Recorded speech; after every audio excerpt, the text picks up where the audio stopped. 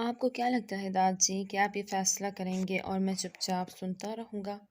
آپ گاؤں کی سرداری اس انسان کے ہاتھ میں دینا چاہتے ہیں جو کہ ہر چیز سے لاپرواہ ہے، جسے نہ ہی گاؤں کے بارے میں پتہ ہے اور نہ گاؤں کے اصولوں کے بارے میں۔ آپ ایسا فیصلہ کیسے کر سکتے ہیں داد جی؟ وہ اپنے غصے کو ضبط کرتا ہاتھوں کو مٹھیاں بیچے دہاڑا تھا، نہ چاہتے ہوئے بھی اپنی آواز داد جی سے کم نہ رکھ سکا۔ داد جی نے ایک سخت نظر اپنے اس بڑے پوتے پر ڈالی اور کھڑے ہو کر اس کے مقابل آئے۔ دیکھو باران، میں تمہیں پہلے ہی کہہ چکا ہوں کہ گاؤں کی سرداری میں اس انسان کو دوں گا جو شادی کرے گا، لیکن تمہیں تو اللہ واسطے نہ جانے کون سا بیر ہے لڑکیوں سے۔ اس اصول کے مطابق تمہارا چھوٹا بھائی پرسوں شادی کرنے جا رہا ہے، تو لہٰذا اسے گاؤں کی سرداری دی جائے گی۔ وہ بھی اپنی بات کے پکے تھے۔ وہ اٹل لہجے میں بولتے اپنی کرسی پر جا بیٹھے۔ میں آپ کو ایسا ہرگز نہیں کرنے دوں گا۔ آپ جانتے ہیں وہ کسی بھی وقت سنجیدہ نہیں رہتا، اس کے باوجود آپ یہ زیادتی کرنے جا رہے ہیں۔ میں نے اپنا پورا وقت گاؤں کو دیا ہے داد جی۔ مجھے اگر گاؤں کا سردار بننے کے لیے اپنے چھوٹے بھائی کو بھی کیوں نہ ماننا پڑے، میں وہ بھی کر گزروں گا۔ اس گاؤں سے میرا کیا رشتہ ہے وہ آپ بہت اچھے سے جانتے ہیں۔ یہ وہ کہتے بنا داد جی کی بات سنے کمرے سے نکلتا چلا گیا۔ داد جی، کیوں للکارتے ہیں آپ اس کے غصے کو؟ آپ کو اس طریقے سے بات نہیں کرنی چاہیے تھی، اور آپ جانتے ہیں اچھے سے کہ زاویار آپ کے کہنے پر یہ شادی کرنے جا رہا ہے۔ آپ نے اسے آدھی ادھوری بات کیوں بتائی؟ کمرے میں بیٹھی اس کی سوتیلی ماں باران کو جاتی دیکھ کر بولی۔ بے شک وہ اس کی سوتیلی ماں تھی، باران نے انہیں کبھی اپنی ماں کا رتبہ نہیں دیا، لیکن باران کو اپنا بیٹا ہی مانتی تھی، اور زاویار سے کئی زیادہ انہیں باران عزیز تھا۔ میں نہیں جانتا کیوں یہ لڑکا اتنا جنونی ہے، کیوں یہ اپنے دل کی ہی سنتا ہے، اپنی کرتا ہے۔ جہاں اس کا یہ جنونی پن اس گاؤں کے لیے مثبت ہے، وہیں کئی زیادہ منفی بھی۔ مجھے گاؤں کے لیے وہ فیصلہ کرنا ہے جو کہ ہمیشہ سے ہمارے بزرگان کرتے آئے ہیں۔ میں نہیں چاہتا یہ جذبات میں آ کر اس ہنستے کھیلتے گاؤں کے ساتھ کوئی زیادتی کر بیٹھے۔ وہ افسردگی سے بولتے آنکھیں موند گئے۔ کئی سال پہلے سرفراز خان زادہ کے اکلوتے بیٹے کے یہاں ایک بیٹا پیدا ہوا تھا، باران خان زادہ۔ باران خان زادہ کی پیدائش پر ہی اس کی ماں اس دنیا کو چھوڑ کر چلی گئی تھی۔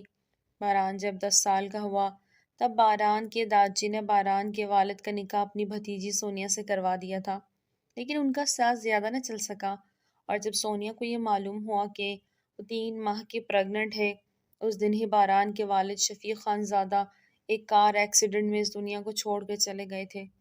زاویار کے رویے نے باران کے دل میں اپنی ماں کے لیے اس قدر ناگواری بھر دی تھی کہ باران اب سونیا بیگم سے کٹ کٹ کے رہنے لگا تھا۔ سونیا بیگم جتنا باران کے قریب آنے کی کوشش کرتی، وہ اتنا ہی سونیا بیگم سے دور چلا جاتا۔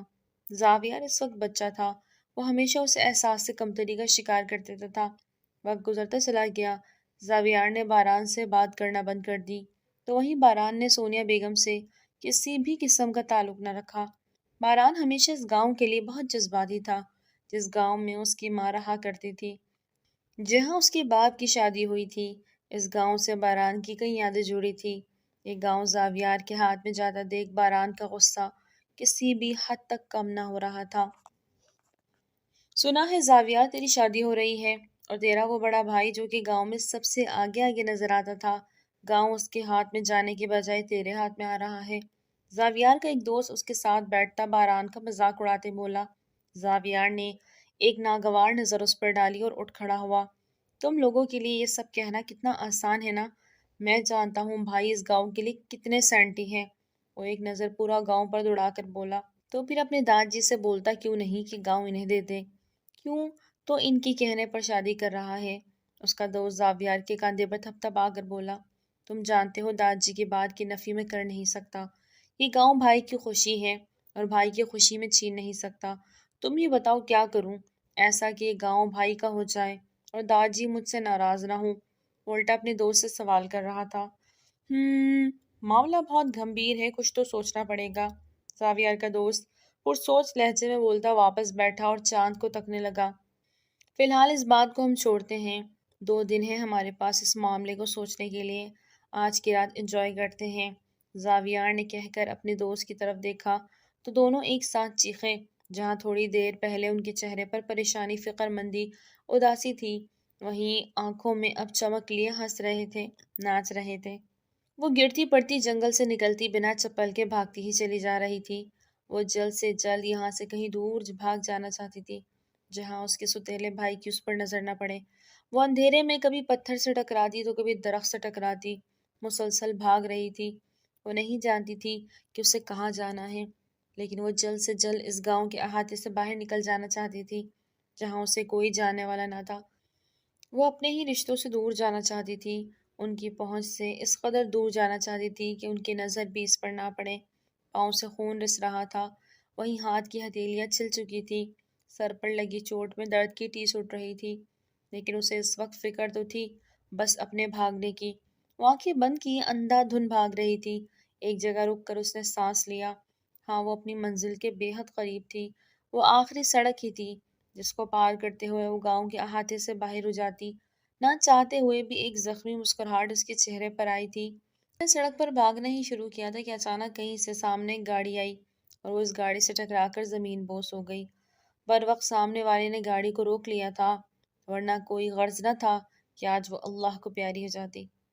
وہ بس گاؤں کے آس پاس چکر کاٹ رہا تھا، ایک پل کے لیے بھی گاڑی نہ رکی تھی، نہ جانے کس چیز کی خود کو سزا دے رہا تھا۔ کل پوری رات وہ گاؤں کے کچھ حساب کتاب دیکھنے میں مصروف رہا اور آج کی رات وہ یوں بس اپنے اس پسندیدہ گاؤں کے آس پاس گھومتا خود کو نہ جانے کیا باور کروا رہا تھا۔ اس کی نظریں گاؤں پر ہی تھی کہ سامنے سے آتے وجود کو نہ دیکھ سکا۔ جیسے ہی نظر سامنے سے آتے وجود پر پڑی، باران نے ایک جھٹکے سے گاڑی روکی۔ وہ جو بھی تھا شاید بے ہوش ہو چکا تھا یا تو ڈر کے مارے وہ گرا تھا۔ باران کا غصہ مزید بڑھ گیا تھا کہ سامنے سے آنے والا اندھا تھا جسے اتنی بڑی گاڑی نہ دکھی۔ اس نے تو گاڑی کی لائٹس بھی آن کر رکھی تھی، تو پھر کیسے سامنے سے آنے والے نے اس کی گاڑی کو نہ دیکھا؟ باران غصے سے گاڑی سے باہر نکلا، لیکن یہ کیا؟ سامنے سے بھاگنے والا انسان کوئی مرد نہیں، ایک لڑکی تھی، یا یوں کہیں کہ وہ ایک چھوٹی سی بچی تھی۔ گاڑی کی جلتی ہلکی ہلکی روشنی میں اس کا دودھیا رنگ چہرہ اس کے سامنے تھا، پیشانی سے خون رس رہا تھا، آدھا خون گال پر جمع ہوا تھا، آدھی آنکھ بھی خون سے بھری تھی، ہاتھ کی پشت زخمی تھی۔ باران گھٹنوں کے بل اس کے پاس بیٹھا، اس کے چہرے کو دیکھنے کی کوشش کرنے لگا۔ اس کے آدھے چہرے پر اس کے کالے سیاہ بال تھے جو کہ گھنے ہونے کے باعث اس آدھے چہرے کو چھپائے ہوئے تھے۔ کالے لباس میں اس کا دودھیا رنگ جسم دمک رہا تھا، گردن بھی کافی حد تک زخمی تھی، یا یوں کہیں کہ اس کے ساتھ زیادتی کی گئی تھی۔ تو یہ غلط نہ ہوگا، اس کے جسم کے زخم چیخ چیخ کر کہہ رہے تھے کہ اس کے ساتھ کچھ غلط ہوا ہے۔ یہ لڑکی اس کے گاؤں سے بھاگتی آ رہی تھی، یعنی اس کے گناہگار بھی یقیناً اسی گاؤں میں تھے۔ باران کو جی بھر کر خود پر غصہ آیا تھا۔ وہ یہ خیال رکھ رہا تھا اپنے گاؤں کا، اگر یہ لڑکی اس گاؤں کے باہر کی بھی ہے تو اس پر ظلم اسی گاؤں میں ہوا تھا، اور وہ اس سے بے خبر کیسے ہو سکتا تھا؟ باران نہیں جانتا تھا کہ سامنے گری لڑکی کون ہے، اس کا تعلق کس سے ہے اور کیسا تعلق، لیکن اس لڑکی کی حالت بتا رہی تھی کہ اس کے ساتھ زیادتی ہوئی ہے، کچھ ایسا ہوا ہے جو بہت ہی بھیانک ہے۔ اس کے ہاتھ پر، چہرے پر، گردن پر لگے زخم اس کے درد کی منہ بولتی گواہی دے رہی تھے۔ باران جھکا اور اس کے ننھے سے وجود کو اپنی بھاؤں میں بھرا۔ باران کو وہ 15-16 سال کی چھوٹی سی بچی ہی معلوم ہو رہی تھی۔ باران نرمی سے اسے گاڑی کے پچھلے حصے میں لٹاتا خود ڈرائیونگ سیٹ پر آ بیٹھا اور گاڑی حویلی لے جانے کے بجائے اپنے اس گھر کی طرف بڑھائی جو کہ دادی نے خاص باران کے لیے بنوایا ہوا تھا۔ وہ اپنے پرسنل ڈاکٹر کو بھی گھر پر آنے کا کہہ چکا تھا۔ اس وقت باران کے ذہن میں صرف ایک ہی بات گھوم رہی تھی، اس کے بار بار پورے گاؤں کے لوگوں کی ہسٹری چیک کرنے پر بھی اس لڑکی کا کوئی نام نہ تھا، اس کا تعلق کسی بھی گھر سے نہ تھا، ہر بار مردم شماری میں وہ خود ہی جایا کرتا تھا، تو پھر کیسے یہ لڑکی اس کی نظروں سے اوجھل رہ سکتی تھی؟ اس کا مطلب صاف تھا کہ یہ لڑکی اس گاؤں کی نہیں تھی۔ اگر یہ لڑکی اس گاؤں کی نہیں تھی تو اس پر ظلم کس نے کیا؟ یہ لڑکی کے ہوش میں آنے پر ہی پتہ لگنا تھا۔ باران تو اس وقت اپنی نجی مصیبتوں میں الجھا ہوا تھا، لیکن اس وقت اس لڑکی کے بارے میں جاننا بھی بے حد ضروری ہو گیا تھا۔ اس نے اپنی آنکھیں کھولی تو آس پاس روشنی ہی روشنی تھی۔ وہ اٹھ بیٹھی تھی، اپنے ماتھے پر ہاتھ لگایا تو وہاں پٹی تھی، ہاتھوں پر اور پاؤں پر بھی پٹی تھی۔ اس نے آس پاس حیرت سے دیکھا تو اسے کوئی نظر نہ آیا۔ اتنے اندھیرے کے بعد اسے روشنی دکھائی دی۔ اس نے ہاتھ کے زور پر اپنے نیچے موجود نرم ملائم بستر کو محسوس کیا۔ ہاتھ میں درد کی ٹیس اٹھی۔ وہ درد سے سسکی۔ کیا میں جنت میں ہوں؟ اس کی آواز بامشکل حلق سے نکلی تھی۔ مما، مما، کیا آپ یہاں ہیں؟ وہ بولی تھی۔ اچانک ہی وہاں کا ایک دروازہ کھلا جس کے باہر اندھیرا ہی اندھیرا تھا۔ ایک وجہ چہرہ اسے نظر آیا تھا۔ ہاتھ میں ٹرے پکڑے وہ کمرے میں داخل ہوا۔ ہاں، وہ اس چہرے کو پہچانتی تھی۔ اس نے دیکھا تھا اس چہرے کو۔ سردار صاحب، آپ بھی مر گئے ہیں اور آپ بھی جنت میں ہیں؟ حیرت میں ڈوبی آواز سن باران نے حیرت سے اس بچی کو دیکھا جو ہوش میں آتے ہی جانے کیا اناب شناب بول رہی تھی۔ واہ اللہ پاک، اچھے انصاف کرنے والے ہیں۔ زمین پر میں آپ کی خدمت کیا کرتی تھی اور یہاں آپ میری کر رہے ہیں۔ تھینک یو اللہ۔ وہ اپنی گردن کو زور و شور سے ہلاتی چہک کر بولی۔ باران تو اس کے سردار کہنے پر چونکا تھا۔ اس نے اسے سردار کہہ کر پکارا تھا، یعنی کہ وہ اسی گاؤں کی تھی۔ اگر وہ اسی گاؤں کی تھی تو وہ اس لڑکی کی معلومات کو اس کے پاس کیوں نہیں تھی؟ اگر وہ اسی گاؤں کی تھی تو اس لڑکی کی معلومات اس کے پاس کیوں نہیں تھی؟ کیا وہ اتنی غیر ضروری تھی کہ کسی نے اس کی معلومات دینا بھی نامناسب سمجھا؟ باران سردار، وہ پھر سے بولی۔ نہیں نہیں، اب میں آپ کو سردار کیوں کہوں؟ یہاں تو میں آپ کی سردار ہوں نا، آپ مجھے سردانی کہہ کر بلاؤ گے، سمجھے؟ وہ ایک انگلی اٹھا کر اسے وارن کرتی کھڑی ہوئی۔ پاؤں میں درد محسوس ہوا تو واپس بیڈ پر ڈھسی گئی۔ آنکھوں سے آنسو بہنے لگے۔ سردار، جب میں زندہ تھی تب آپ کو کیوں نہیں آئے؟ تب مجھ پر ہو رہے ظلم کو کیوں نہیں روکا آپ نے؟ وہ روتے ہوئے بولی تھی۔ باران ہوش میں آیا اور خاموشی سے اسے سننے لگا۔ آپ کو پتہ ہے سردار جی، جب بھی آپ ہمارے گھر آیا کرتے تھے تو ہمیشہ مجھے چھپا دیا جاتا تھا کیونکہ وہ لوگ مجھ پر اپنا غصہ نکالتے تھے۔ سوتیلی ہوں نا، اس لیے اماں سائی نے ہمیشہ مجھ سے چھپا کر رکھا کیونکہ وہ کہتی تھی کہ وہ لوگوں کو کیا جواب دیں گی۔ میرے چہرے ہاتھوں پر لگے زخم کو دیکھ کر لوگ ہزار سوال کریں گے۔ میں نے انہیں کتنی دفعہ کہا مجھے لوگوں کے سامنے آنے دیں، میں سب کو یہی کہوں گی کہ میں گر گئی تھی، مجھے خود کی وجہ سے چوٹ لگی، مجھے دنیا کو دیکھنے دے، لیکن انہوں نے مجھے کسی کو نہیں دیکھنے دیا۔ بس وہ لوگ مجھ سے اپنا کام کرواتے اور جب دل کرتا مجھ پر اپنا غصہ نکالتے۔ اور جانتے ہیں میں کیسے مری؟ وہ اب بھی خود کو مرا ہوا سمجھ رہی تھی۔ اس نے سوالیہ نظروں سے باران کو دیکھا۔ باران نے نفی میں سر ہلایا۔ وہ اس وقت یہ جاننا چاہتا تھا کہ وہ کون ہے اور اس کا تعلق اس گاؤں میں کس سے ہے جس نے ایسی گستاخی کرنے کی کوشش کی ہے۔ یہ جانتے بوجھتے اس کی سزا کتنی بھیانک ہونے والی تھی۔ اس لڑکی نے بولنا شروع کیا۔ آج صبح میری سوتیلی ماں کا بیٹا میرے پاس آیا اور اس نے مجھے یہ کالا لباس دیا اور کہا، دیکھو، میں جانتا ہوں تم پر بہت ظلم ہوتا ہے اور جب اماں تمہیں مارتی ہے تو تمہیں مجھ سے بھی سہا نہیں جاتا۔ میں چاہتا ہوں کہ تم یہاں سے بہت دور چلی جاؤ، اسی لیے رات کو یہ کالا لباس پہن کر تم میرے کمرے میں آنا، میں تمہیں وہاں سے بھگا دوں گا۔ کالا لباس اس لیے کیونکہ تم اندھیرے میں بھی کسی کو بھاگتی ہوئے نہیں نظر آؤ گی۔ وہ اس کے بالوں کے ساتھ کھیلتا اسے بے وقوف بنانے کی پوری کوشش کر رہا تھا۔ بھائی ایسا نہ کرے، اگر اماں کو پتہ چلا تو وہ مجھے پھر سے مارے گی اور آپ ہمیشہ کی طرح کچھ بھی نہیں بولیں گے۔ آپ ہمیشہ مجھ سے کہتے ہیں کہ آپ میرا ساتھ دیں گے، لیکن آپ پھر بھی میرا ساتھ نہیں دیتے۔ وہ اس سے تھوڑا فاصلہ قائم کرتے بولی۔ وہ ہمیشہ اس کے آس پاس ہی رہتا تھا، نہ جانے کیوں اس کی نظریں وہ خود پر محسوس کرتے کانپ اٹھتی تھی۔ اسے گھن محسوس ہوتی تھی اس کی نظروں سے۔ اسے ہرگز پسند نہ تھا کہ وہ ایسے غلیظ نظروں سے اسے دیکھے۔ وہ ہمیشہ اس سے کچھ نہ کچھ ایسا کرواتا جس سے اس کی ماں اس کو مارتی تھی اور خود یوں معصوم بن کر سائڈ میں ہو جاتا تھا جیسے اس نے کبھی کچھ کیا ہی نہ ہو اور جو اس نے کیا اس میں اس کا کوئی ہاتھ ہی نہ ہو۔ نعمان بھائی، میں اب ایسا کچھ بھی نہیں کرنے والی۔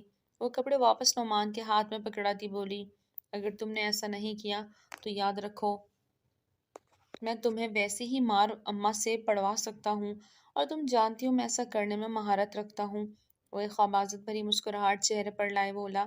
ماہین کی نظر سامنے آئینے پر پڑی۔ اس کے زخم کچھ دن پہلے ہی تو ٹھیک ہوئے تھے۔ اس نے تو بولنا بھی چھوڑ دیا تھا جس کے باعث اسے اب کم درد سے ہی دوچار ہونا پڑتا تھا۔ چہرے پر کسی بھی قسم کا کوئی نشان نہ تھا، ہاتھ پاؤں بالکل ٹھیک تھے۔ وہ ایسا کرنا تو نہیں چاہتی تھی لیکن اگر وہ ایسا نہ کرتی تب بھی اس سے مار پڑنی تھی اور اگر کر لیتی تو شاید اس کی اس گھر سے جان آزاد ہو جاتی۔ آخر کار وہ فیصلہ کرتی نعمان کے ہاتھ سے لباس لیے کچن میں چلی گئی اور اپنا کام کرنے لگی۔ وقت سے رکھتا گیا اور رات آ پہنچی۔ وہ کچن میں کھڑی برتن دھو رہی تھی کہ نعمان کچن میں آیا۔ اگر برتن دھو لیے ہوں جلدی سے کپڑے پہن کر آ جاؤ، اماں بھی سونے کے لیے جا چکی ہے۔ آہستہ سے اس کے کان پر جھک کر کہتا وہاں سے چلا گیا۔ چہرے پر ایک شیطانی مسکراہٹ تھی، نہ جانے کیا سوچ رہا تھا وہ۔ نعمان کی یوں اتنا پاس آ کر کان میں سرگوشی کرنے پر وہ جی جان سے کانپی تھی۔ وہ اپنے کان کو رگڑتی اسٹور روم میں گئی جہاں وہ رہتی تھی۔ کپڑے بدلے تو خود کو دیکھ کر حیرت ہوئی تھی۔ اس کالے لباس میں اس کا جسم پورے آب و تاب سے چمک رہا تھا۔ وہ اپنے گھنے کالے بالوں کو جوڑے کی شکل میں قید کیے، سر پر کالی چادر لی اپنے کمرے سے نکلی۔ نعمان کے کمرے میں گئی لیکن نعمان تو وہاں تھا ہی نہیں۔ کسی نے اس کا ہاتھ پکڑ کر اسے پیچھے کی جانب کھینچا۔ اس سے پہلے وہ چیختی، ایک مردانہ ہاتھ نے اس کی چیخ دبائی۔ کیا کر رہی ہو؟ پاگل تو نہیں ہو؟ اماں اٹھ جائے گی۔ وہ ایسے بول رہا تھا جیسے اس کا ہمدرد ہو، نعمان کو اس کی بہت پرواہ ہو۔ ماہین نے نعمان کے سینے پر ہاتھ رکھ کر اس سے تھوڑا فاصلہ قائم کیا اور پیچھے ہو کر سانس لینے لگی۔ نعمان نے اپنا چہرہ پھیرا اور پھر ماہین کا ہاتھ پکڑے گھر سے نکل گیا۔ ماہین کو سمجھ نہیں آ رہا تھا کہ وہ ماہین کو جنگل کی طرف کیوں لے کے جا رہا ہے۔ تھوڑی دیر میں وہ لوگ ایک جگہ رکے جہاں کچھ ٹینٹ لگے تھے اور لڑکوں کا کافی ہجوم تھا۔ وہ آگ لگا کر اس کے آس پاس بیٹھے ہوئے تھے۔ ماہین کو اب شدت سے اپنی غلطی کا احساس ہوا تھا۔ آخر وہ اتنی بڑی غلطی کیسے کر سکتی ہے؟ اگر نعمان کی نظریں ٹھیک نہیں ہوتی تھی تو کیا اس کے ارادے ٹھیک ہونے تھے؟ وہ جو منہ اٹھائے اس کے ساتھ آ گئی تھی۔ اسے ہوش تو تھا کہ نعمان کی آواز پر آیا، تمہیں پکا پتہ ہے نا کہ وہ اس طرف نہیں آتا؟ وہ ہر ایک کے لفظ کو چبا چبا کر بولا تھا جسے اپنا غصہ ضبط کر رہا ہو۔ ہاں وہ اس طرف نہیں آتا، اور ابھی تو معلوم ہوا ہے کہ وہ گاؤں کے چکر کاٹ رہا ہے۔ پہلے تو وہ اکثر جھیل کنارے ہوتا تھا لیکن آج تو گاؤں کے باہر ہی گھوم رہا ہے۔ اس کی چیخیں بھی اس تک نہیں جائیں گی۔ نعمان کا دوست خباثت سے مسکراتا مکروہ نظروں سے ماہین کو دیکھ کر بولا۔ ماہین نے اپنی ارد گرد چادر کو مزید لپیٹا تھا اور ہاتھ چھڑوانے کی کوشش کرنے لگی۔ اسے کچھ غلط ہونے کا احساس ہو رہا تھا۔ وہاں ایک نہیں نہ جانے کتنے ہی لڑکے تھے جو خباثت سے ہنستے ماہین کو ہی دیکھ رہے تھے، اور ان بھیڑیوں کے درمیان لانے والا کوئی اور نہیں اس کا ہی بھائی تھا۔ آخر کیسے وہ اس پر یقین کر سکتی تھی جس نے کبھی اس کا ساتھ نہ دیا؟ وہ یوں اس کا ساتھ کیوں دے رہا تھا؟ تم نے مجھے دور دھکیلا تھا نا؟ وہ اپنے دوست کے ہاتھ سے سگریٹ لیتا بولا، اس کی گردن پر جھکا۔ ماہین نے اس کے ہونٹوں پر ہاتھ رکھ کر اسے پھر سے دور کیا۔ وہ غصے میں ماہین کی گردن پر اس جلتی سگریٹ کو لگا چکا تھا۔ ماہین کی چیخ گونجی تو وہیں ان لڑکوں کے ہنسنے کی آواز گونجی تھی۔ واہ، لڑکی کی آواز تو بہت میٹھی ہے، اس کا دوست ہنستا نعمان کے کندھے پر ہاتھ رکھ کر ماہین کی گردن کو چھو کے بولا۔ ہاتھ تھوڑا سرکا اور ماہین کی کالر کو جیسے ہی پکڑا، ماہین نے اپنے بڑے ہوئے ناخن اور ان دونوں کی آنکھوں میں گاڑے اور پھر بنا پیچھے دیکھے بھاگتی چلی گئی۔ اور وہ بس اب وہاں سے بھاگ جانا چاہتی تھی۔ وہ جانتی تھی کہ اگر وہ ان کے ہاتھ لگ گئی تو اسے کہیں نہ کہیں چھوڑیں گے، اور پھر اس کی بات پر یقین کرنے والا بھی کوئی نہ ہوگا۔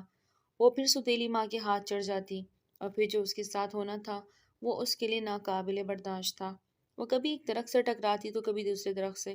وہ بھاگتی چلی گئی، چپل نہ جانے اس کے کہاں اتر گئی تھی۔ پاؤں میں ہوتے زخم کو بھی وہ بالکل نظر انداز کر چکی تھی۔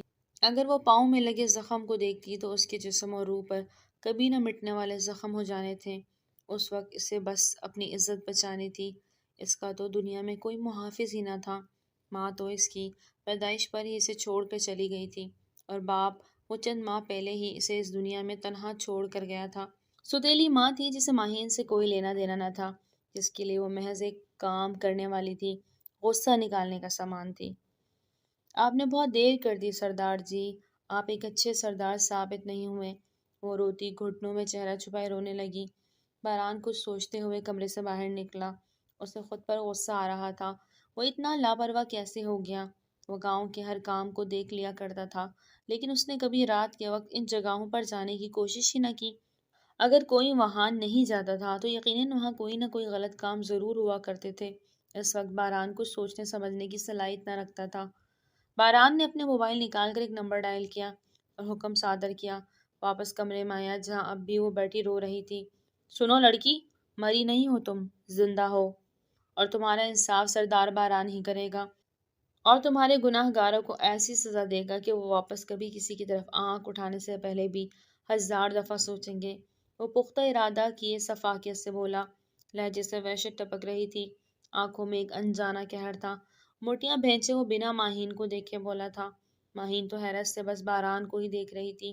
وہ تو خود کو مرا ہوا محسوس کر رہی تھی۔ اگر وہ زندہ تھی تو وہ بہت بڑی غلطی کر چکی تھی۔ یقیناً اب وہ اپنی سوتیلی ماں کی حد تک چڑھ جانے والی تھی، اور اب تو وہاں نعمان بھی تھا جس کی حقیقت ماہین پر صاف واضح تھی۔ تو کیا وہ زندہ نہیں رہنے والی تھی؟ ماہین بیڈ سے اٹھی اور باران کے پاؤں میں گری۔ سردار جی، مجھے لگا میں مر گئی، اس لیے میں نے آپ کو ساری حقیقت بتا دی۔ آپ مجھے میری ماں کے پاس نہ بھیجیے گا، مجھے اس گاؤں سے دور بھیج دیں۔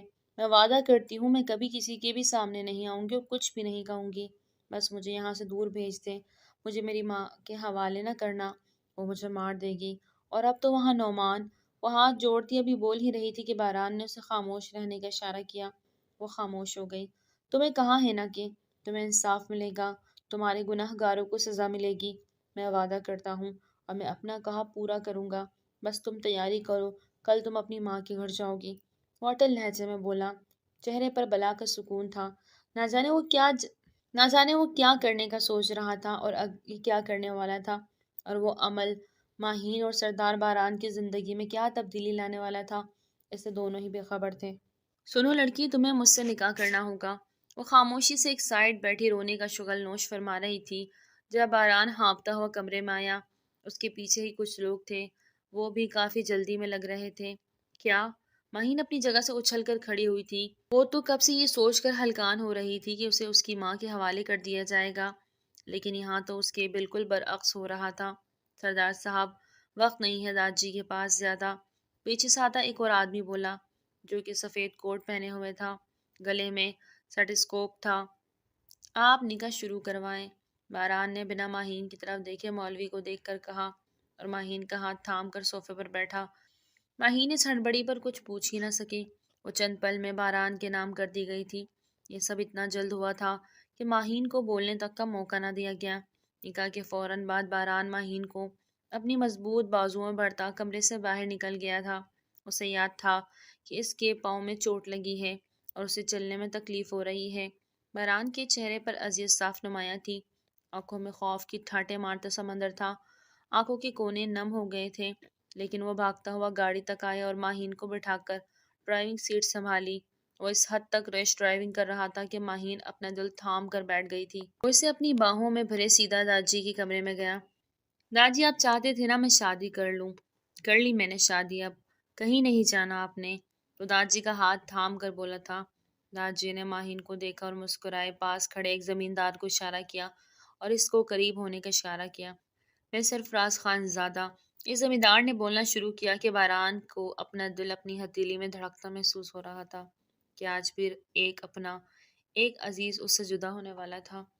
ماہین کو اب اپنا کھڑا ہونا محال لگ رہا تھا۔ ماہین نے نیچے زمین پر بیٹھی سونیا بیگم اس نازک سی بچی کو دیکھ اس کے پاس آئی اور اسے اپنے حصار میں لیا۔ ماہین جانتی تھی انہیں، اس نے دور سے کہیں دیکھا تھا اس عورت کو، جب وہ گاؤں کی عورتوں سے ملنے آتی تھی تب ماہین انہیں دور سے ہی دیکھا کرتی تھی۔ ماہین ان کے حصار میں آتی رونے لگی تھی اور اس کی کمر تھپ تھپاتی اپنے ساتھ لیے یوں بیٹھی رہی۔ آج سب کے سامنے اس گاؤں کی سرداری باران شفیق خان زادے کے حوالے کرتا ہوں۔ امید کرتا ہوں کہ آنے والے وقت میں باران اس گاؤں کو ویسے ہی سنبھالے گا۔ اس زمیندار کی آواز روننے لگی تھی، اس کے بہتے آنسو بتا رہے تھے کہ داجی کس تکلیف سے سب بول رہے تھے، جیسے ہمارے بزرگان نے سنبھالا، اور پھر ان کے لبوں سے کلمہ ادا ہوا اور ان کی روح رفیق اعلیٰ سے جا ملی۔ وہ زمیندار پیچھے ہوا اور داجی کی آنکھیں بند کی۔ نہیں نہیں داجی، آپ مجھے چھوڑ کر نہیں جا سکتے، داجی داجی، آنکھیں کھولیں۔ باران کو اپنی آواز کھائی سے آتی محسوس ہو رہی تھی۔ سونیا بیگم جانتی تھی باران اس کے لمس کو فوراً جھٹک دے گا، لیکن وہ پھر بھی ہمت کرتی آگے بڑھی اور کمرے میں کھڑے ہر انسان کو باہر جانے کا اشارہ کرتی باران کو اپنے سینے سے لگا لیا۔ مما داجی کو بولے نہ اٹھے، مما بولے نہ ان کو، باران ان کے بنا کچھ نہیں کر سکتا۔ وہ روتے ہوئے سونیا بیگم کے سینے سے لگا بولا۔ سونیا بیگم کی تکلیف مزید بڑھی تھی۔ آج اس نے ماں کہہ کر بھی کس وقت پکارا، جس وقت سونیا بیگم کے باپ کا سایہ اس کے سر سے اٹھ گیا تھا۔ وہ کیسے خوشی مناتی اس بات کی کہ جس کے منہ سے لفظ ماں سننے کے لیے وہ تڑپتی آئی تھی، آج اس نے ماں کہا بھی تو اس موقع پر جب وہ تکلیف کی انتہا کو چھو رہا تھا، تھوڑی دیر رو لینے کے بعد باران اٹھا اور اپنے آنسو صاف کیے، آگے بڑھ کر داجی کی پیشانی کو چوم لیا۔ خلیل باران کی دہاڑ پر وہ بھی زمیندار کمرے میں آیا۔ جی سردار، وہ نم لہجے میں سر جھکائے بولا۔ آج تک اس نے صرف راز خان زادے کے سوا کسی کو سردار کہہ کر نہ پکارا تھا۔ آج ان کے جانے کے بعد وہ کسی اور کو یہ مرتبہ دے رہا تھا۔ تکلیف سے آنکھیں بھیجے وہ اس کے حکم کا انتظار کر رہا تھا۔ وہ جانتا تھا وہ کیا کہنے والا ہے، لیکن وہ اس کے منہ سے نکلے الفاظ پر عمل کرنا چاہتا تھا، جیسے ہمیشہ وہ سرفراز خان زادہ کی کہی بات پر عمل کرتا آیا تھا۔ تدفین کی تیاری کرو، باران داجی کے چہرے کو دیکھتا بولا۔ کچھ گھنٹوں میں ہی داجی کو سپرد خاک کر دیا گیا تھا۔ باران جب سے داجی کو سپرد خاک کر کے آیا تھا، کسی سے بھی نہ ملا تھا۔ پورے گاؤں کے لوگ باری باری آ کر زاویار اور سونیا سے مل کر گئے تھے، لیکن باران کسی سے بھی نہ ملا تھا۔ سونیا بیگم مہمانوں کی ہلچل میں اس حد تک مصروف تھی کہ انہیں ماہین کا خیال ہی نہ رہا۔ سونیا بیگم سب مہمانوں کو رخصت کر کے بیٹھی تو دماغ میں کچھ کلک ہوا۔ وہ جھٹکا کھاتی اپنی جگہ پر کھڑی ہوئی تھی۔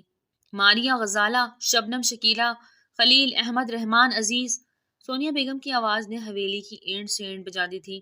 چند منٹ میں ہی حویلی کے تمام ملازم سر جھکائے سونیا کے سامنے کھڑے تھے۔ وہ لڑکی کہاں ہے؟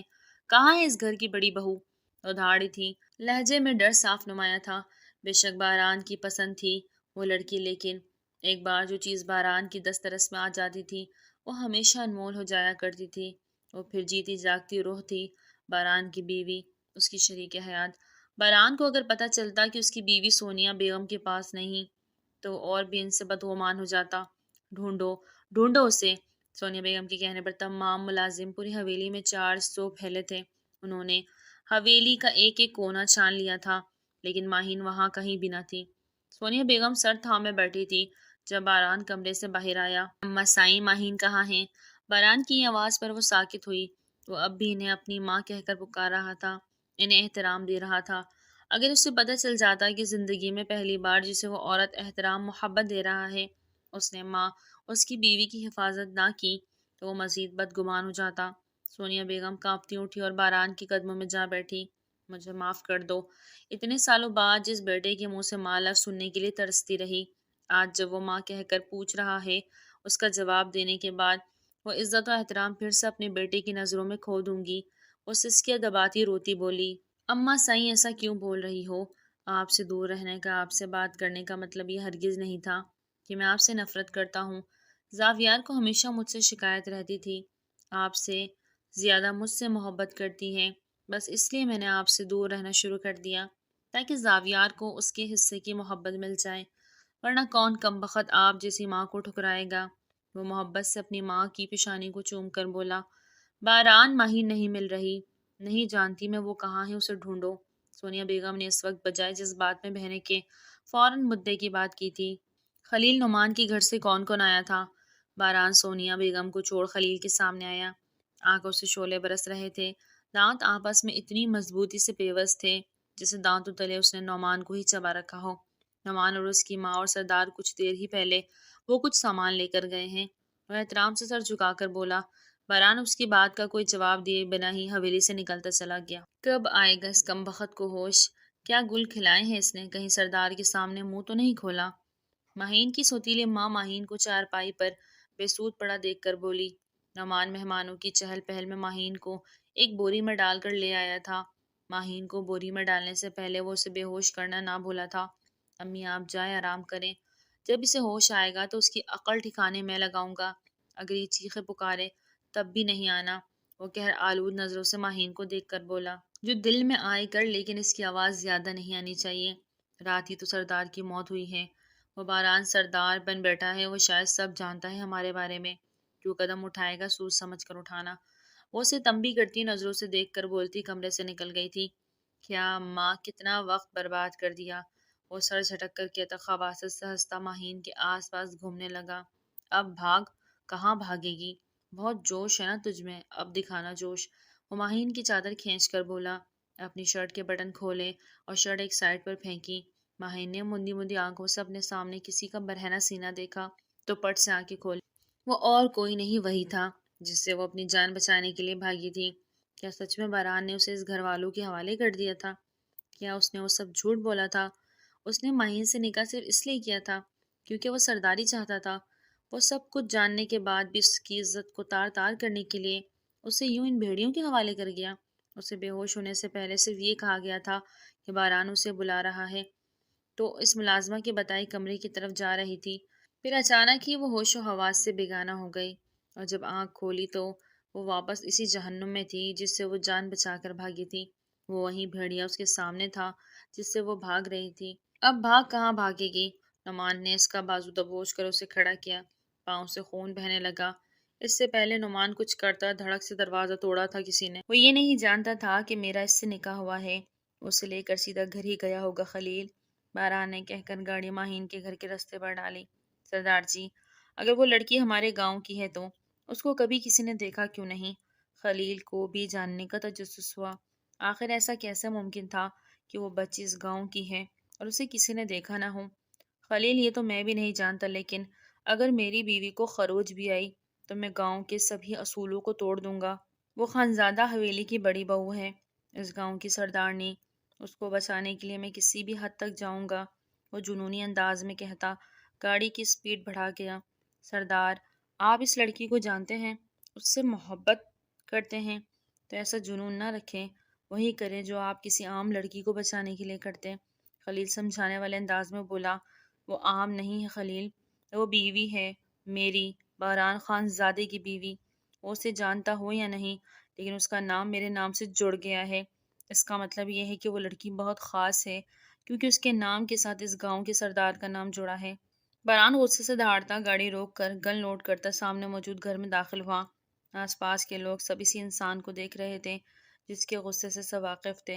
وہ اپنا غصہ اکثر جھیل کنارے نکالا کرتا تھا، لیکن آج یوں گاؤں میں ایسے تیور لے آیا تھا تو یقیناً کوئی ٹھوس وجہ تھی، ورنہ باران کو گاؤں کے احاطے میں کسی کا کسی بھی انسان سے اونچی آواز میں بات کرنا بھی گوارا نہ تھا۔ باران صحن میں بیٹھی ماہین کی سوتیلی ماں کو اگنور کرتا سامنے بند ایک کمرے کی طرف بڑھا تھا۔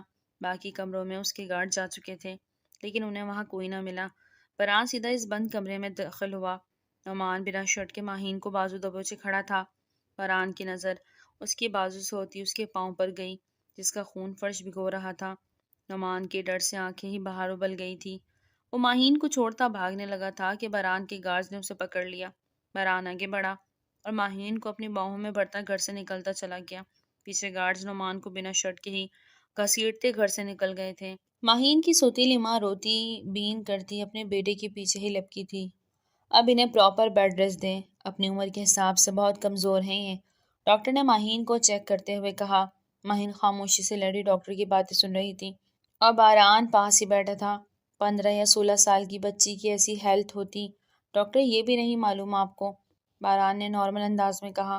باران کی نظر ڈاکٹر کے چلتے ہاتھوں پر تھی۔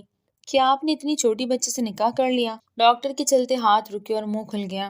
اس وقت بس دادی کی خواہش پوری کرنی تھی، کچھ سوچا ہی نہیں۔ باران نے افسردگی سے کہا، میں 22 سال کی ہوں۔ ایک نسوانی باریک آواز باران اور ڈاکٹر کی سماعتوں سے ٹکرائی۔ ڈاکٹر نے آس پاس نظر گھمائی، لیکن باران اس آواز کو پہچانتا تھا۔ باران نے ماہین کو دیکھا جو آنکھیں پٹپٹا رہی تھی۔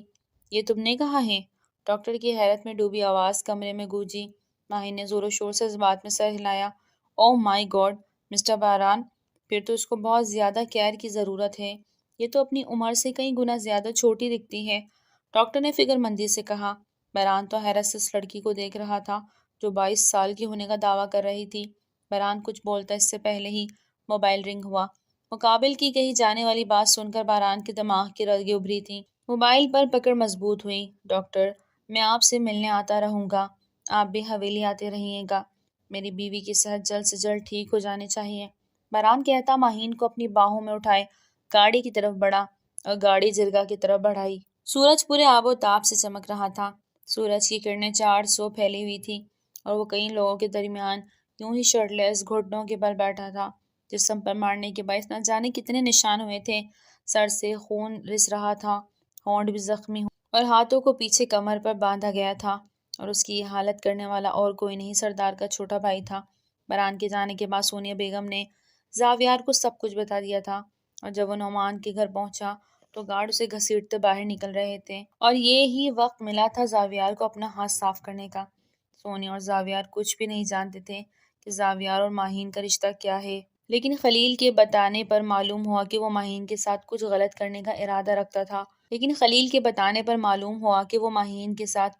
کرنے کا ارادہ رکھتا تھا اور کرنا چاہا بھی۔ اگر وقت پر باران نہ پہنچتا تو یقیناً وہ کچھ برا کر دیتا۔ جو خون باران کی رگوں میں دوڑتا تھا وہی خون زاویار کے رگوں میں بھی دوڑتا تھا۔ اپنے گھر کی عزت پروار والے کو وہ زندہ دفن کر دینے کی طاقت و صلاحیت رکھتے تھے۔ جرگہ کے عین پاس ایک مرسڈیز آ کے رکی۔ پہلے باران باہر آیا اور پھر دوسری سائڈ جا کر ماہین کو اپنی باہوں میں بھرا۔ وہ شیر کی سی چال چلتا جرگہ میں داخل ہوا۔ سب لوگ اس لڑکی کو دیکھ رہے تھے جو کالی چادر میں منہ چھپائے سردار کو سینے سے لگی ہوئی تھی۔ ماہین کی سوتیلی ماں پروین کو تو پسینے آنے لگے۔ اتنے سال جس لڑکی کو غیر ضروری سمجھ کر وہ چھپاتی آئی تھی، وہ یوں آج سب کے سامنے سردار کی باہوں میں تھی۔ سردار کی کرسی خالی تھی جس پر باران نے ماہین کو بٹھایا۔ جرگے میں بیٹھے سب لوگ ایک ساتھ کھڑے ہوئے۔ باران مسکرایا اور کرسی کے پیچھے جا کر کھڑا ہوا اور ہاتھ کے اشارے سے بیٹھنے کا کہا۔ سب لوگ سر خم کرتے بیٹھے تھے۔ جیسا کہ آپ لوگ جانتے ہیں کہ اس گاؤں میں مرد عورت بچے بڑے سب کو ایک ہی عزت دی جاتی ہے، اور میں اس چیز کے خلاف تھا، یوں آنے والے وقت میں رہوں گا بھی، کہ عورت ذات کو کوئی تشدد کا نشانہ بنائے یا اس پر گندی نظر ڈالے۔ یہ تو رہی عام لڑکیوں کی بات، اب بات آتی ہے میری بیوی کی۔ باران نے بولنا شروع کیا۔ وہیں پروین کا جسم کانپنے لگا۔ سب لوگ باران کی طرف متوجہ تھے، لیکن پروین کو یوں محسوس ہو رہا تھا کہ ہر ایک کی نظر اس پر ہے۔ پروین نے بھاگنے کی کوشش کی تو باران کے ہٹے کٹے گارڈز اس کے سامنے آ کر کھڑے ہو گئے، جس کے بعد اسے مجبوراً کھڑا ہونا پڑا۔ ملیے میری بیوی سے، ماہین باران خان زادے سے، جو آج سے اس گاؤں کی سردارنی ہے۔ جتنا حق میرا اور آپ کا اس گاؤں پر ہے، اس سے زیادہ حق میری بیوی کا ہوگا۔ کسی کو کوئی اعتراض ہے؟ وہ اپنی بات کہتا اب سب سے سوال کر رہا تھا۔ سب لوگ سر جھکا گئے۔ آپ لوگ یوں ہی سر جھکا لیتے ہیں؟ خاموشی کو ماہین کی آواز نے توڑا۔ ہماری کیا اوقات سردارنی صاحبہ کہ ہم اپنے سردار کے سامنے آواز بلند کریں؟ ایک بزرگ نے سر جھکائے جواب دیا۔ یہ سردار بھی تو آپ کی طرح عام ہی ہیں، تو ان کے سامنے اپنے حق لیے آپ لوگ کیوں نہیں بول سکتے؟ ماہین بغور ان کے چہرے دیکھ کر بولی۔ باران مسکرایا۔ نظر سامنے زخمی گھٹنوں کے بل بیٹھے نعمان پر پڑی، جو اب بھی ماہین کو دیکھ رہا تھا۔ اب باری آتی ہے آج کے جرگہ رکھنے کی وجہ بیان کرنے کی، باران نے کہہ کر گارڈ کو اشارہ کیا تو وہ پروین کو کھینچتا جرگے کے بیچ میں لے آیا تھا۔ اس عورت اور اس کے بیٹے نے میری بیوی کی یہ حالت کی ہے، اس پر تشدد کیا ہے، ذہنی دباؤ ڈالا، یہاں تک کہ 22 سال تک اسے گاؤں کے سردار سے چھپا کے رکھا، اس پر ظلم کرتے آئے ہیں۔ تو بتاؤ گاؤں والوں، انہیں کیا سزا دی جائے؟ باران نے فیصلہ گاؤں والوں پر چھوڑ دیا تھا، جو آپس میں اب چیما گوئیاں کر رہے تھے۔ مجھے تو پہلے ہی شک تھا، جو کسی کو اپنے گھر میں نہیں آنے دیتی تھی۔ گاؤں کی ایک عورت کی آواز پروین کی سماعتوں سے ٹکرائی۔ ایک نہیں، نہ جانے کتنے لوگ اس کو برا بھلا کہہ رہے تھے۔ ماہین نے باران کو دیکھا، جو گاؤں کے لوگوں کے بولنے کا انتظار کر رہا تھا۔ اگر آپ لوگوں کو کوئی اعتراض نہ ہو تو فیصلہ میری بیوی کو کرنے دیں، البتہ اگر آپ کو ان کے لیے سزا مقرر کر چکے ہیں تو مجھے کوئی اعتراض نہیں۔ باران نے ایک سرد نظر پروین اور نعمان پر ڈال کر کہا۔ ماہین نے حیرت سے باران کو دیکھا۔ وہ لڑکی جسے ہمیشہ غیر ضروری سمجھ کر چھپایا گیا تھا، اسے کسی کے سامنے لانا بھی مناسب نہ سمجھا جاتا تھا، اور آج وہ یہاں اس ضروری موقع پر کسی کو سزا دینے والی تھی۔ سزا دینا، معاف کر دینا ماہین کے ہاتھ میں تھا، فیصلہ ہماری سردارنی ہی کرے گی، سب ایک زبان ہو کر بولے۔ ماہین نے پروین کی طرف دیکھا جو کہ ڈر سے کانپ رہی تھی، ماتھے پر پسینہ صاف واضح تھا۔ پھر ماہین نے نعمان کو دیکھا جو گھٹنوں کے بل بیٹھا تھا، چہرے پر نیل پڑے ہوئے تھے اور جسم پورا زخمی تھا۔ اس نے نظر پھیر لی۔ میں نے انہیں معاف کیا، اس کے بعد اگر سردار ان کو سزا دینا چاہتے تو مجھے کوئی اعتراض نہیں۔ نعمان اور پروین نے حیرت سے ماہین کو دیکھا۔ وہ چاہتی انہیں سزائے موت بھی دے سکتی تھی، فیصلہ اس کے ہاتھ میں تھا، لیکن اس نے انہیں معاف کر دیا۔ کیا کچھ نہیں کیا تھا ان دونوں نے ماہین کے ساتھ، لیکن اس کے باوجود بھی وہ انہیں معاف کر چکی تھی۔ نعمان اور پروین کے سر شرمندگی سے جھکے تھے، وہ اپنا چہرہ جھکائے یوں ہی گھٹنوں کے بل جرگہ میں بیٹھے رہے، اور اب سب لوگ کی نظر باران کے چہرے پر تھی، جو کہ پرسوچ نظروں سے پروین اور نعمان کو ہی دیکھ رہا تھا۔ سب لوگ باران کے بولنے کا انتظار کر رہے تھے۔ وہ سینوں پر ہاتھ باندھے یکٹک بس ان دونوں کو ہی دیکھے جا رہا تھا۔ میری بیوی نے تمہیں معاف کر دیا تو میں کون ہوتا ہوں سزا دینے والا؟ یہ تاریخ میں پہلی دفعہ ہوا ہے کہ کسی مجرم کو سزا نہیں دی جا رہی. تمہیں صرف اسی وجہ سے چھوڑا جا رہا ہے کیونکہ آج میرے دادا دنیا کو چھوڑ کر چلے گئے. وہ بہت رحم دل تھے. وہ نہیں چاہتے تھے کہ ان کے جانے کے بعد بھی اس گاؤں کی کسی بھی فرد کو تکلیف ہو. اب سے فیصلہ انہی کے انداز میں کیا جائے گا اور انہی کے طور طریقوں پر یہ گاؤں چلے گا. باران کی رعبدار خرد آواز جرگے میں گونجی. سب لوگوں کی آنکھیں نم ہوئی تھیں اور چہرے پر ایک جاندار مسکراہٹ آئی تھی. بے شک وہ سرفراز خان زادہ ہی کا پوتا تھا جو کہ ان کے اصولوں پر ہی چلنے کا حکم دے رہا تھا. جرگہ ختم ہونے کے بعد وہ یوں ہی ماہین کو اپنی باہوں میں لیے حویلی کی طرف روانہ ہو گیا تھا جبکہ پروین اور نعمان کو گاؤں سے چلے جانے کا حکم صادر کر دیا گیا تھا. ماہین کچھ دن میرے ساتھ ہی رہے گی. اس کے زخم بھریں گے نہیں ایسے اگر یہ اتنی لاپرواہ رہی تو. سونیا بیگم نے ماہین کے بینڈیج چینج کرتے ہوئے کہا. زاویار نے کبھی باران کو مخاطب نہ کیا تھا اور نہ باران نے. وہ دونوں بھی اس وقت سونیا بیگم کے کمرے میں موجود تھے لیکن دونوں ہی خاموش تھے. بھائی، زاویار نے پکارا تو باران نے حیرت سے زاویار کو دیکھا. جس نے کبھی اسے دیکھنا مناسب نہ سمجھا تھا وہ اسے بھائی کہہ کر پکار رہا تھا. باران نے زاویار کی طرف متوجہ ہوا. میں جانتا ہوں یہ وقت ٹھیک نہیں مبارکباد دینے کا لیکن بہت بہت مبارک ہو آپ کو. آپ کو آپ کا گاؤں مل گیا. وہی گاؤں جس پر آپ کا حق ہے. وہ سر جھکائے بولا. اور تمہارا کیا؟ باران نے بغور زاویار کے چہرے کو دیکھ کر کہا. اس کے چہرے پر کوئی حسد کوئی جلن نہ تھی. چہرے پر ایک افسوس اور لہجے میں سے خوشی صاف نمایاں تھی. ہاں البتہ آنکھیں ضرور نم تھیں. مجھے کبھی بھی اس گاؤں میں دلچسپی نہیں رہی. میں تو شادی کے بعد شہر چلا جاؤں گا. وہ کندھے اچکا کر بولا. اور تمہیں کیا لگتا ہے میں تمہاری اس بات میں تمہارا ساتھ دوں گا؟ باران نے کہہ کر ایک آئی برو اچکائے. پلیز آپ داد جی جیسا نہ کرنا. آپ وہ منت بھرے لہجے میں ہاتھ جوڑ کر بولا. میں ان سے کم نہیں. وہ اس کے کندھے کو تھپ تھپاتے کمرے سے نکل گیا. اما سائیں، وہ چیخا، کمرے سے باہر نکل جاؤ اور اپنی بھابھی کو آرام کرنے دو. وہ بھی بری طرح جھنڈا دکھا چکی تھی. وہ منہ بھسورتا اٹھا کمرے سے باہر نکل گیا. 1 مہینے بعد. اس 1 مہینے میں باران، زاویار اور سونیا بیگم نے ماہین کا بہت خیال رکھا تھا. اسے قدم بھی زمین پر نہ لگانے دیے تھے. اسے کہیں جانا ہوتا ہمیشہ وہ باران کی باہوں میں ہوتی تھی. اسے 1 مہینے میں وہ باران کی بہت قریب ہو چکی تھی. ایک پل بھی اب اس کا ایسا نہ گزرتا جس میں وہ باران کو نہ سوچتی. وہ ہمیشہ اسے سوچ کر مسکراتی رہتی تھی. ہمیشہ زاویار ماہین کے اکیلے بیٹھ کر مسکرانے پر اسے ستایا کرتا تھا. جب تک ماہین سونیا بیگم کو اپنے پاس نہ بلا لیتی تب تک وہ اسے چھیڑتا رہتا. ان تینوں نے ماہین کو کبھی محسوس ہی نہ ہونے دیا تھا کہ وہ اس گھر میں نہیں ہے یا اس گھر کی بہو ہے. سونیا بیگم نے اسے ہمیشہ اپنی بیٹی کی طرح مانا اور زاویار بھی اسے بڑے بھائیوں جیسا پیار کرتا. باران کے لیے وہ بہت اہمیت رکھتی تھی. ماہین کو احساس ہی نہ ہوا تھا کہ جتنی اہمیت اس کے دل میں باران رکھتا تھا اتنی اہمیت باران کے دل میں وہ بھی رکھتی تھی. یہ لو، یہ پہن لو. سونیا بیگم نے ایک بیگ ماہین کے سامنے رکھ کر کہا. ماہین اٹھی اور وہ بیگ اٹھا کر کھولا. ماہین کے زخم بھر چکے تھے. اب وہ بالکل ٹھیک تھی. پچھلے 1 ہفتے سے ماہین کا باران سے سامنا ہی نہ ہوا تھا. روز گھنٹہ گھنٹہ حویلی کے دروازے پر بیٹھ کر اس کا انتظار کرتی تھی لیکن وہ وہیں سو جاتی لیکن باران نہ آتا. اور جب صبح ماہین کی آنکھ کھلتی تو وہ خود کو سونیا بیگم کے کمرے میں ہی پاتی. یہ اس وقت کیوں؟ ماہین نے حیرت سے پوچھا. یہ ایک لال رنگ کی ساڑی تھی. تم شادی شدہ ہو لڑکی، پچھلے 1 مہینے سے شوہر پر اب رحم کرو. تم شادی شدہ ہو لڑکی، پچھلے 1 مہینے سے اس شوہر پر اب رحم کرو. سونیا بیگم کے کہنے پر ماہین کے گال سرخ ہوئے. وہ حیرت سے آنکھیں پھاڑے سونیا بیگم کو دیکھ رہی تھی. اب دیکھ کیا رہی ہو؟ جلدی سے جاؤ اس کو پہن کر آؤ کیونکہ تمہارا شوہر اپنے کمرے میں تمہارا انتظار کر رہا ہے اور اگر تم تھوڑی دیر اور نہ گئی تو یقیناً وہ خود ہی تمہیں یہاں سے اٹھا لیا جائے گا. سونیا بیگم مسکرا کر کہتی کمرے سے نکل گئی. ماہین ہمت کرتی ساڑی لے کر واش روم میں بند ہوئی. واپس باہر آئی تو شرم میں آنکھ گھرا. وہ نہایت ہی باریک کپڑے پر مشتمل ساڑی تھی. ابھی وہ سوچ ہی رہی تھی کہ وہ باہر کیسے جائے. باران کمرے میں داخل ہوا جس کے چہرے پر سخت تاثرات تھے. پیشانی پر بل ڈالے وہ کمرے میں داخل ہوا لیکن ماہین کو یوں سادگی میں ساڑی میں دیکھ اس کا غصہ جھاگ کی طرح ہوا ہو گیا.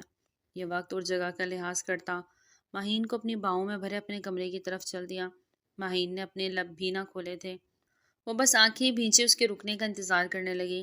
کمرے میں پہنچ کر باران نے اسے نیچے اتارا اور کمرے کا دروازہ بند کر دیا.